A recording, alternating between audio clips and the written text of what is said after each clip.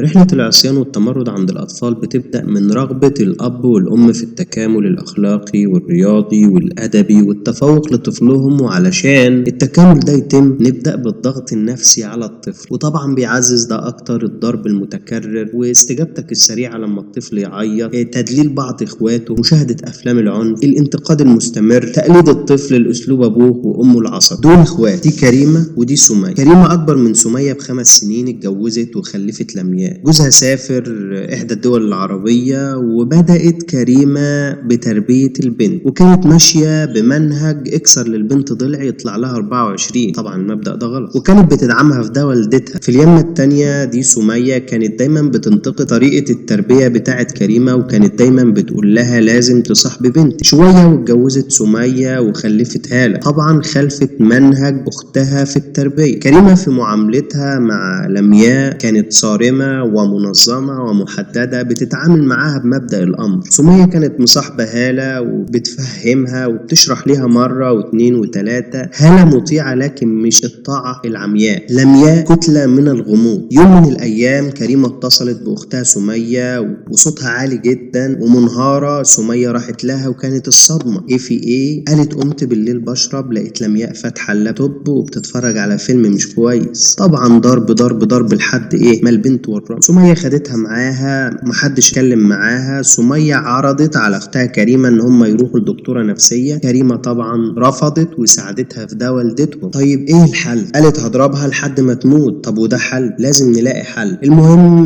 مسمعتش الكلام برضو، كأن مفيش شيء حصل. عدت ايام، ما فاتش شهر، لقت اختها بتتصل عليها تاني. خير؟ لمياء بتعرف شباب وكمان بتتبادل معاهم كلام مش كويس. سمية قالت خلاص كده، خلاص ما ينفعش يا كريمة نستنى اكتر من كده. طبعا كريمة عمالة تعيط ووالدتها ساكتة ما كلمش، نظرا لان فكرتهم وطريقة تربيتهم ما طلعتش صح، ودي كانت النتيجة. سمية قالت خلاص لازم نروح لدكتورة نفسية. كريمة ما فيش قدامها الا ان هي توافق. طب حاسة ان طريقتها في التربية كان فيها شيء من الغلط، وندمانة انها ما خدتش بنصيحة او حتى ما فكرتش فيها او حتى ما بحثتش ازاي تربي طفل. ما عملتش اي حاجة، كانت جا منهج وماشية فيه وخلاص. زي ما اتربت او زي ما امها علمتها او اتعلمت فيها فهي بتتعلم. المهم راحوا للدكتورة. الدكتورة قالت ان التسلط هو السبب تمرد لمياء، وقالت كمان ان التربية انواع، لكن النوع ده من فئة المتسلط. المربي ده بيكون في الغالب حسن النية لكن سيء التصرف، عصبي وبيصادر رغبات الطفل، مش بيقبل النقاش، وعلاقته بابنه فيها ندية. تعليم كريمة لبنتها القواعد مش غلط، لكن الاسلوب هو اللي غلط. ابنك شخص غالي عليك، لازم تراعي احساسه وانت بتوجهه. ما تفرحش بالطاعة العمياء. ابنك ده مش هيفضل صغير، مسيره في يوم من الايام هيكبر. علشان تكون في حياته عظيم لازم تقدم ليه الحب والالتواء، بلاش تبص ليه على انه تابع. الطاعة العمياء بتولد تابعين، لكن المشاركة والائتلاف والحب بيولدوا قادة ونابغين. بس كان معكم